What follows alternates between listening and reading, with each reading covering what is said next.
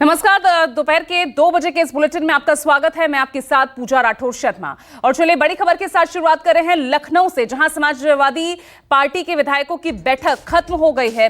आपको बता दें कि बैठक में नेता प्रतिपक्ष के नाम पर मुहर नहीं लगी है। बड़ी खबर आपको बता रहे हैं, सभी सपा विधायकों ने अखिलेश पर फैसला छोड़ दिया है। यानी नेता प्रतिपक्ष का जो चयन है वो अखिलेश यादव करेंगे। ये बैठक सुबह 10 बजे के बाद शुरू हुई थी। तमाम विधायक इस बैठक में मौजूद थे क्योंकि बहुत अहम फैसला लेना था कि आखिर विधानसभा में नेता प्रतिपक्ष कौन होगा। 29 तारीख यानी कल से विधानसभा का मॉनसून सेशन उत्तर प्रदेश में शुरू हो रहा है। ऐसे में नेता प्रतिपक्ष कौन होगा, ये सबसे बड़ा सवाल। कई नाम सामने आए हैं अपने पीटीए फॉर्मूले को ही आगे बढ़ाते हुए।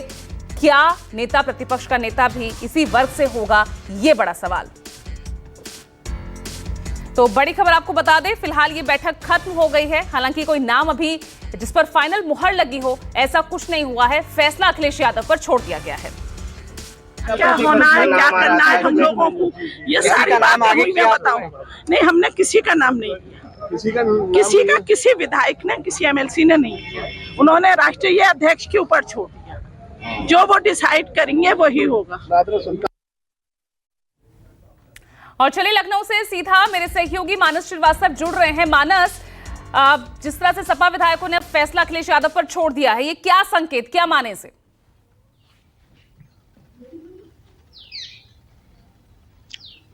देखिए, सुबह सब बैठक शुरू हुई थी तब 2-3 नाम हवा में चल रहे थे, जिसमें सबसे मजबूत नाम इंद्रजीत सरोज का था। सभी विधायक पहुंच चुके थे और जब बैठक शुरू हुई तो पहले विधानसभा सत्र में कल किस तरीके से एक्शन मोड में रहना है इस पर लेकर चर्चा हुई, कौन कौन से मुद्दे उठाए जाएंगे। उसके बाद चूंकि अब अखिलेश यादव उस सदन का हिस्सा नहीं है, लिहाजा नेता प्रतिपक्ष उनकी जगह चुना जाना है। तो ऐसे में सभी विधायकों से उनकी राय मांगी गई तो उन्होंने फैसला अखिलेश यादव पर ही छोड़ दिया और कहा कि जो आप फैसला लेंगे वही स्वीकार होगा। उसके बाद करीब 1 घंटे तक बैठक चली, लेकिन उस बैठक में कोई डिसीजन नहीं हो पाया।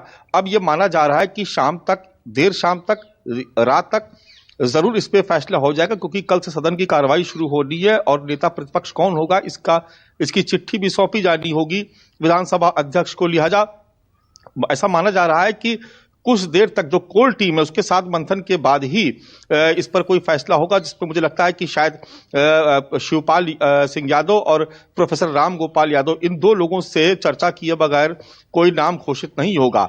इस बात पर एक आम सहमति है कि पीडीए के फार्मूले के तहत ही जिस तरीके से विधान परिषद में नेता सदन दिया गया, उसी तरीके से संसदीय दल का नेता विधान परिषद में दिया गया, वैसे ही संसदीय दल का नेता प्रतिपक्ष विधानसभा में भी होना चाहिए। चूंकि पिछड़े वर्ग की भागीदारी वहां पर हो चुकी है, अब विधानसभा का मौका है, तो इंद्रजीत सरोज का नाम इस समय सबसे आगे है।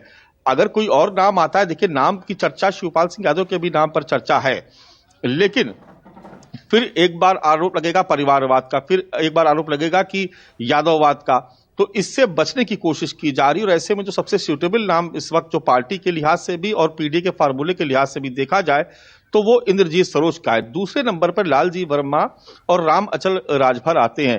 राजभर बिरादरी का चूंकि बीजेपी क्लेम करती है कि उसके साथ है ओम प्रकाश राजभर और दूसरी पिछड़ी जातियों को काउंटर करने के लिए ये एक नाम हो सकता है, लेकिन अभी भी पहला नाम इंद्रजीत सरोज का है जिसके नाम पर चर्चा हो रही है। अब ये माना जा रहा है कि अखिलेश यादव इस फैसले की जानकारी या तो अपने प्रेस नोट के जरिए या समाजवादी पार्टी का जो एक्स हैंडल है उसके जरिए वो इसकी सूचना देंगे।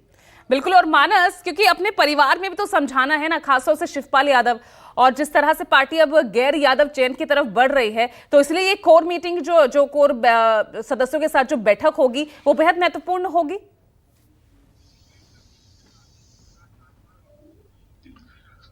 देखिए, मुझे लगता है कि मोटा मोटा तो तय हो चुका है इंद्रजीत सरोज का नाम, लेकिन अभी एक चर्चा होगी, टेलीफोनिक चर्चा होगी, एक बार विचार विमर्श होगा, एक बार शिवपाल सिंह यादव की भी एक राय मशवरा उनसे भी किया जाएगा अलग से, और जो पार्टी के दूसरे जो कोर टीम सदस्य उनसे भी एक बार बातचीत होगी।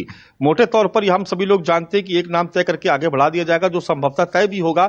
एक फॉर्मेलिटी होती है कि आपने विधायकों को बुलाया, उनसे पूछा कि कौन नेता सदन होना चाहिए, निश्चित तौर पर पार्टी के लोग उसका फैसला राष्ट्रीय अध्यक्ष पर छोड़ देते हैं। ये एक कोरम जो होता है उसको पूरा करना होता है, लेकिन चूंकि नाम तय है और ऐसा माना जा रहा है कि इंद्रजीत सरोज लालजी वर्मा और अचल राजभर, इन तीन में से किसी एक नाम का चयन होगा और ये जानकारी शाम तक दे दी जाएगी।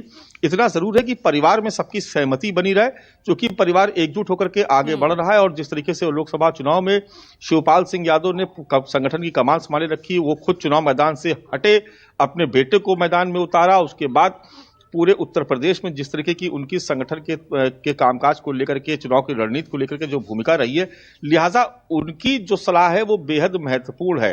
तो मुझे ऐसा लगता है और ऐसी जानकारी भी है कि शिवपाल सिंह यादव की सलाह के बाद ही इस पर कोई फैसला होगा। मुझे लगता है कि एक बार फिर से बातचीत तो देर शाम तक जो है ये क्लियर पिक्चर क्लियर हो जाएगी और कौन होगा नेता प्रतिपक्ष, इस सवाल का जवाब भी मिल जाएगा। साथ ही मानस एक और सवाल, क्योंकि बीजेपी की भी सर्वदलीय मीटिंग चल रही है जाहिर तौर पर 2027 और उससे पहले 10 सीटों पर होने वाले उपचुनाव और उससे भी पहले संगठन और सरकार वाली जो तनातनी।